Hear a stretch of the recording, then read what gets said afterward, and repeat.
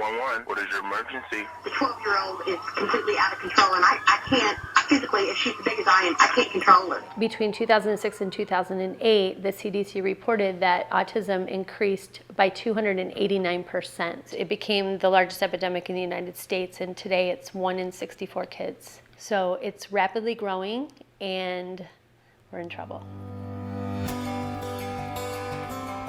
My name is Barrientos. I am the founder of Sounds of Autism. I have a son, Landon, who's now 13, but was diagnosed at around 4 years old. I didn't know what the word autism was. I never heard of the diagnosis before, so when that word started popping up in different conversations with the teachers, I realized this may be bigger than something I even understand. It was about 18 months, we noticed that, I call it deaf-mute. He became deaf-mute, and they started recommending that he gets into the schools and starts doing all these different types of therapies and stuff like that. One of the routines every day, we would get in the car and there was a song that was by Michael Bublé. I would play the song every morning. I think it was about 2 years after we had done that, Landon started humming the song one day. And I was like, oh my gosh, this kid can hear. And he did it in tune. So I was like, wow, and he has an ear for music, which is really cool.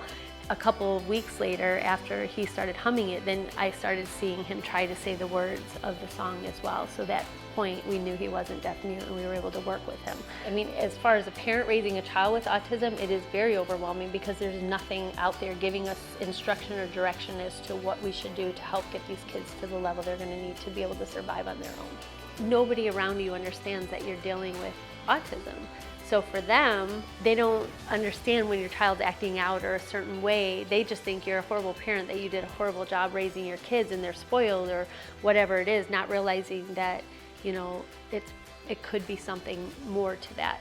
With our message, we're hoping that we can really bring awareness to that, and hopefully people will realize, that maybe these kids that they're seeing out in public, especially if it's 1 in 64, they're seeing them every day. So I believe that awareness is probably one of the most important parts of the equation to bring the necessary resources to these kids to get help. And that's how we started really thinking about doing something like Sounds of Autism.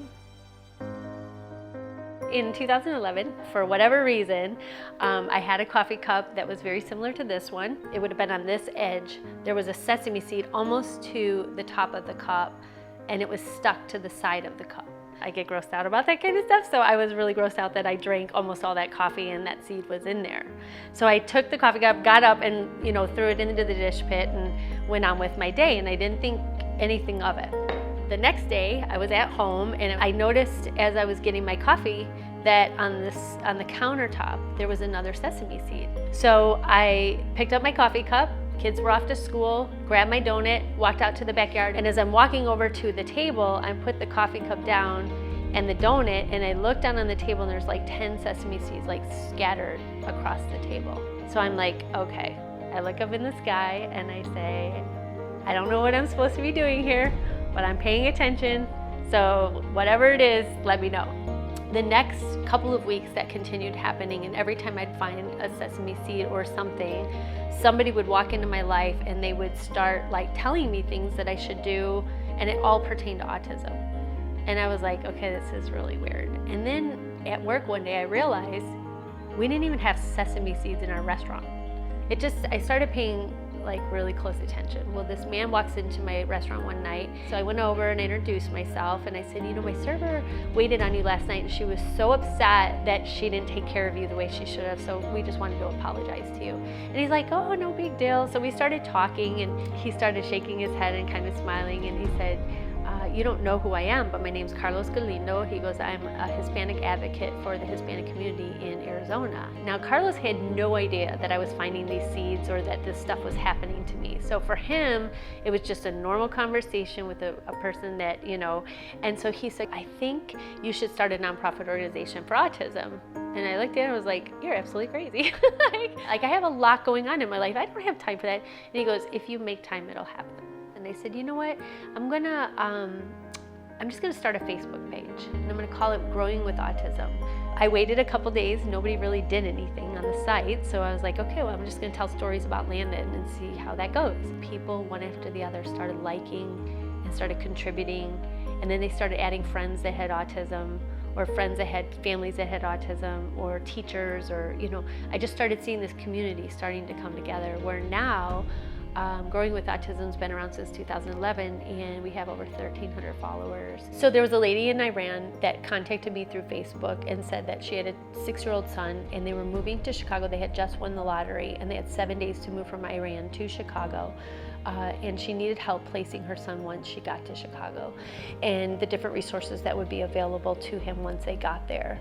And it was about a week later, 2 weeks later, she reached out to me to let me know they made it, and that she was so thankful for the opportunity that we had given her to help make it an easy transition. And about 2 years later, she posted on Facebook that her son made the honor roll. So I feel like that was one of our biggest success stories of helping, somebody that didn't have the resources available in their country, reaching out to us for our help, and we're able to do that for them.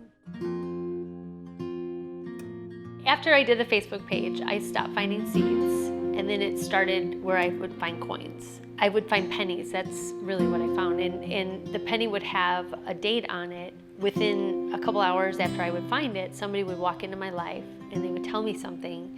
And then I'd be like, what year were you born? And the year on the coin would always be of that person's birth year. It happened a couple times, and then I started sharing it with everybody because I was like, there's no way anybody's gonna believe this story. So when I found a coin, I would share it with everybody. The whole restaurant knew.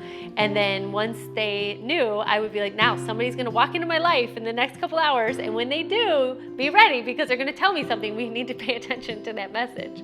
And it started happening to the point where my team believed it so much that they would find coins themselves and run up to me and be like, what does this coin mean? And I was like, I have no idea. Like, I don't read people, I just I have a music background. I played since I was 5 years old, so I thought one of the ways that I could bring the autism to the forefront would be through music. Because Landon learned how to talk through the Michael Bublé song, a lot of the music that I write talks about the beginning stages and what a parent goes through and the emotions, but it also kind of talks a little bit about somebody that's autistic. Autistic kids make a noise, it's called stemming, and they walk back and forth, or they do things that are repetitive to help with the stress and anxiety that they deal with. And for Landon, his was pacing. He would pace back and forth, and he would flap his hands, and he would make this humming noise. And after talking to some of the other parents that have autistic kids, I would say, what is your child's sound of autism or sounds of autism? And they would laugh because they completely understood where I was coming from and what they dealt with too. So Sounds of Autism became a 501c3 in 2012. At that point, we were able to go out and truly fundraise and bring awareness to autism, but also find ways to bring funds so that we could spend our money on helping and supporting the autism community. And with all this money we were raising, we were like, okay, we need to do something. I invented something called Life on a Spectrum. Using the acronym Spectrum, we do a 5-step process. We use SPECT as the 5 steps to become RUM, Responders United to Make a Difference.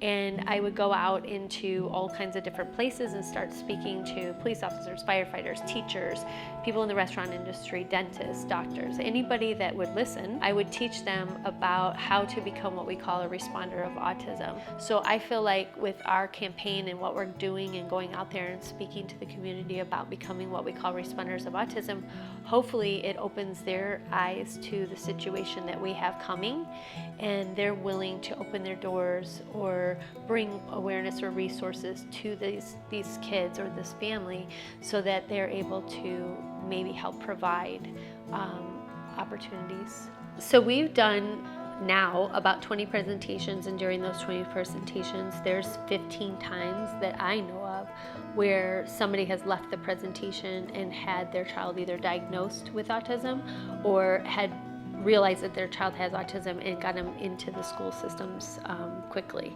So I feel like not only are we bringing resources as far as awareness and the different opportunities that parents have, but they see the connection, but they're also learning about the different signs that exist, and a lot of people don't know that. So with this presentation, we've had successes as far as helping families get diagnosed. 2014, our board came together to do our minute meetings, and we talked a little bit about our mission. Our mission was to integrate families back into society through love and support, and said basically if somebody comes to us with an issue or a need, we would raise money, or we would have money set aside to support those families.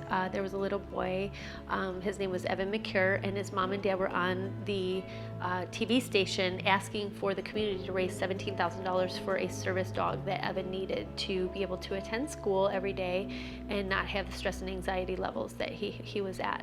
So immediately I told Kevin that I was interested in supporting this family and I wanted to help, and he's like, you want to help everybody, and that just doesn't work because we don't have those types of funds. And I said, well, I need to do something. We realized that we could do a lot more with the Evan McCure grant by offering each of the families that have a dog the $700 training that would go along with having this dog. Once the dog went to school or was interacting socially, we would be able to go out there and support the family through training others how to work with that child and their dog to be the most successful for that child. Sounds of Autism has been working on producing our first song called My Baby Angel. We'll be releasing the music to support Sounds of Autism sometime next year. To stay connected or continue to support us in our initiative, please visit us at soundsofautism.org or check us out on Facebook. If you're interested in becoming a responder of autism, please reach out to us so we can bring our Life on a Spectrum presentation to your community. Thank you.